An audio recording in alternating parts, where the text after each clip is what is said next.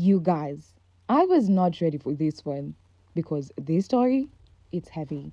It's the kind that makes you stop mid scroll and just sit there like, what did I just watch? So, Stephanie Jenkins, yeah, the one who calls herself Resilient Jenkins, she just posted something that completely changed the way people see her. At first, it looks like another family vlog, right? Just a mom, her kids, their daily life. But then you realize she's not just documenting her journey, she's using her kids to normalize something that's actually really heartbreaking: homelessness. And the part that gave me chills? She basically admitted there is zero chance her kids are leaving that motel anytime soon. Like, that's it. Stephanie is once again normalizing the fact that she's living in a motel with 5 children and her boyfriend by telling us that we're missing the point. As long as they're with their family, they're happy. And honestly, this post right here just proves that she has zero urgency to get out of the motel room. She just sees it as saving money. That children having their own space is just a want and not a need. Stephanie was also on live today and she admitted to not owning a stroller. She has a 2-year-old and a 9-month-old and she doesn't have a stroller. Someone asked her in the live, how do they transport all of the kids at one time if their car only seats 5? And her answer was they never go anywhere with all of the kids at the same time. She doesn't care about anybody's thoughts or opinions, so the only thing we can do is watch the train wreck unfold. Every video she posts, the kids are watching YouTube. It makes me wonder, what are these kids thinking when they see other normal families on social media? There's no way these kids are not comparing their mom to other mommy content creators. Children are extremely resilient, so of course they're gonna have a smile on their face and be happy for whatever is given to them. Stephanie somehow equates that into them being happy and not needing anything else. Now she's literally teaching her kids those same values. You don't need a stroller, you don't need a crib. It's okay to dress horribly every single day and not take care of yourself. That's what she's normalizing for those children. Mark my words, they are going to be spending Christmas in this motel room. That's the reality now. And if things don't change, they're about to spend yet another holiday still homeless, still cramped, still trying to make it look okay on camera. I don't even know how to describe it except to say this isn't resilience. It's not empowerment. It's tragedy being dressed up as strength, and I can't stop thinking about it. So here's what happened. Stephanie posted this montage of her kids' life inside the motel. At first glance, it looks wholesome. Her kids laughing, playing, dancing, having a good time.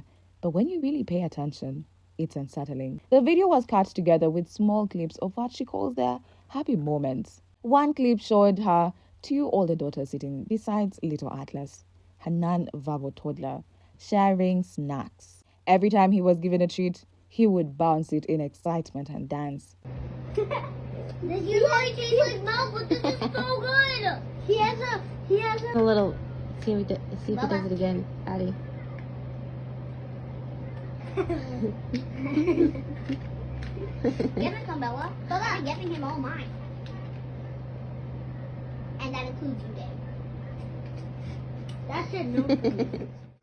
It looked cute for maybe 5 seconds until you notice that not one person in the room, including Stephanie, tried to talk to him. No one said his name, no one helped him form words. They were just giggling as he danced for food. And that's where it starts to feel wrong. Because for a child with delayed speech, verbal interaction isn't just nice, it's essential. It's how they learn, how they connect. Atlas needs words, conversation, communication. He needs to be around people who talk to him, encourage him, and help him develop language skills. But instead, he is getting snacks for dances. And that's supposed to be love? Then the video jumps to another clip. The girls are doing aerobics, tiny movements in a cramped space surrounded by clutter. You can almost feel how little room they have. Stephanie calls it family fun.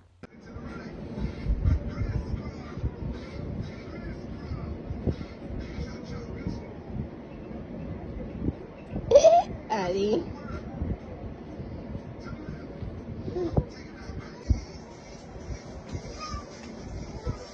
Later in the vlog, she shows a spooky night with the kids under a $15 budget.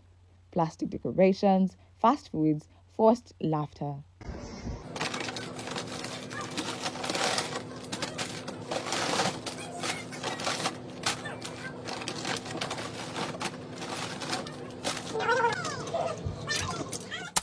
Then finally, she films them at a park, dressed in their Halloween costumes, even though it wasn't Halloween day. She wanted to prove something, that her kids are happy, that they are fine, that they love this life. But if you've been watching her long enough, you know that's not what this is. Stephanie captioned the post. A lot of you seem to miss the point. It's not about the environment you live in, it's the people you live with. My family brings me more joy than I can express, and they keep me going. And when I read that, I literally paused. Like, wait, what? I sat there blinking, trying to process it, because this isn't just tone deaf. That's denial dressed up like self love. It's one of those captions that sounds deep until you actually think about it. She's not talking about her kids here. She's talking about herself, her joy, her peace, her survival. But what about that reality? I mean, come on. She's happy, sure, but are they? Her children aren't the ones writing captions or editing TikToks. They are the ones living that life, day in, day out, breathing motel air, navigating clutter, and trying to figure out why home always feels temporary. And when I think about that, it hits me. She's finding comfort in chaos, but her kids don't get that luxury. Because smiling on camera, that's not proof of peace. Smiling can't be survival. Pretending can't be protection. You laugh so no one sees the heart. You play so no one asks questions. It's emotional armor. And it breaks my heart that she doesn't seem to notice that. She truly believes those laughs mean healing, that those giggles equal thriving. But trauma doesn't work like that. You can't curate happiness out of instability. Those kids have lost so much: pets, toys, their sense of safety. They have been evicted, shuffled, squeezed into a single room with 6 people. That's not childhood joy. That's endurance disguised as play. That's what survival looks like when you're too young to know the difference. Let's paint the full picture, because I don't think most people truly realize what this means. These kids, Stephanie's kids, have been living like nomads without a choice. Every 28 days, they're told to pack their things, say goodbye to whatever little space they have just started to feel comfortable in, and move again. Imagine that. Imagine being a child, never knowing where your bed will be the next month, packing toys you barely got to play with, watching your siblings try to smile through the frustration. That's not adventure. That's instability dressed up as resilience. And I keep picturing it. The little hands folding clothes, the same suitcase, the same faces trying to act like it's all part of the plan. They have lost their beloved pets, their toys, those small comfort objects that make childhood feel magical, are locked away in storage, probably collecting dust.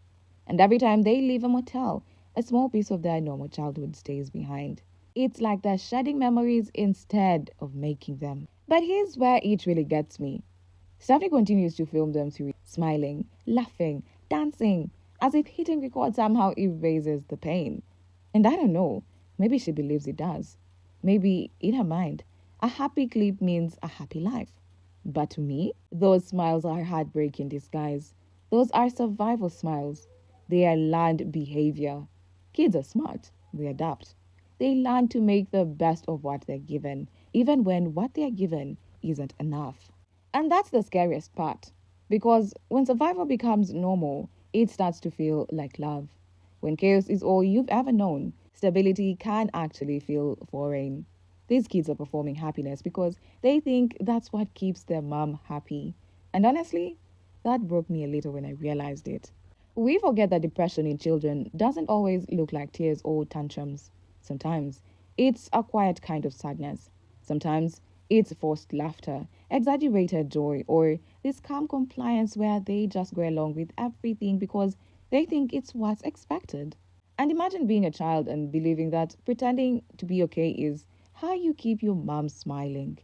It's heartbreak. These kids probably don't even realize any of this isn't normal. Because how could they? This is all they've ever known. But one day, when they're older, they'll look back and start connecting the dots. They'll see that what they called home was actually a series of temporary stays, that their happiness was shaped around keeping someone else comfortable. And that realization, it's going to hit hard. It's going to feel like grief for a childhood that was never really theirs. And honestly, it's going to take years of healing to undo. And this is where it gets even worse. Stephanie's entire message, environment doesn't matter, is just a way of comforting herself. Because deep down, she probably knows the situation isn't okay. She just can't admit it. So she spins it into a positive narrative that as long as you're with family, it's all good. But that's not how childhood development works. Environment does matter. Kids need space, routine, safety. They need to know where they'll sleep tomorrow. They need quiet to dream, not chaos to survive. No one's saying they need luxury. No one's saying they need a mansion. But they need a stable roof and some privacy. A home, not a motel room, with beds pushed together and piles of bags in the corner. Stephanie keeps telling herself that happiness is about love, not space. But when your children are growing up in constant stress, no amount of love makes up for that. People online even tried helping. They suggested she rent an Airbnb for a while. Same price rent, but with privacy, comfort, maybe even a small yard. She said no. She claimed the motel cost $2,800, which, let's be real, could easily rent a 3-bedroom home in some areas. She even went as far as posting a screenshot of herself scrolling through Airbnb listings. Proof that she looked. But somehow, she didn't book anything. Every option that offered stability and peace, she turned down. And now, instead of improving things, she's doubling down. She's posting multiple videos showing her kids thriving in this situation, as if 2 clips of laughter cancel out months of emotional distress, as if one happy dance erases years of instability. It's like she's trying to convince the internet and herself that everything's fine. But the truth is, the more she tries to prove it, the clearer it becomes that she's justifying a painful reality. And this is the part that really stings, because it's no longer about Stephanie, it's about the kids. Every time she presses record, every time she posts another happy family video, she's rewriting their story. She's creating an online narrative that says poverty equals positivity, that chaos equals character, that homelessness can be wholesome if you just smile enough. It's like she's turning their struggle into her personal brand. But this isn't resilience, this is resignation.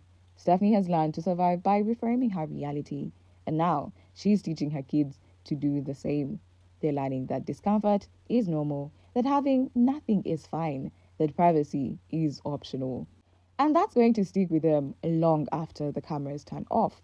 Because when you normalize pain long enough, it becomes invisible. You stop noticing the clutter, you stop noticing the noise, you stop noticing the sadness. But that doesn't mean it's gone. It just means it's buried. And buried pain always resurfaces. If Stephanie truly cared about their mental health, she'd be fighting for better living conditions. She'd be finding solutions instead of excuses. She'd be prioritizing therapy, stability, safety. But instead, she's trying to convince the world that happiness is enough. And maybe for her, it is. But for kids, happiness without stability is temporary. It's a smile on shaky ground. At this point, it feels like Stephanie's entire mindset is built on denial. She thinks that if she convinces everyone, including herself, that their joy matters more than their surroundings, then maybe she can ignore the guilt. But happiness can't fix trauma. Love can't replace safety. And children shouldn't have to adapt to suffering just to make their mother comfortable. So now we're left with one big haunting question. Is Daphne really choosing this lifestyle for her children? Because every decision she's making says yes. She's spending on non-essential things, like claiming she can't afford stability. She's framing homelessness as wholesome family content. She's packaging pain into engagement. And she's calling it joy. At this point, it doesn't feel like lack of money.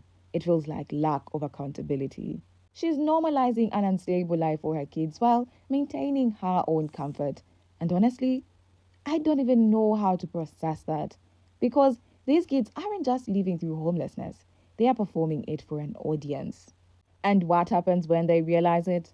When they see how their childhood was framed online for likes and sympathy? That's going to hurt more than any cramped motel room ever could. So tell me what you think, because this might be one of the saddest online realities I've seen. The smiles don't hide the pain. The laughter doesn't erase the instability. And the love, if it's real, should have been enough to give them a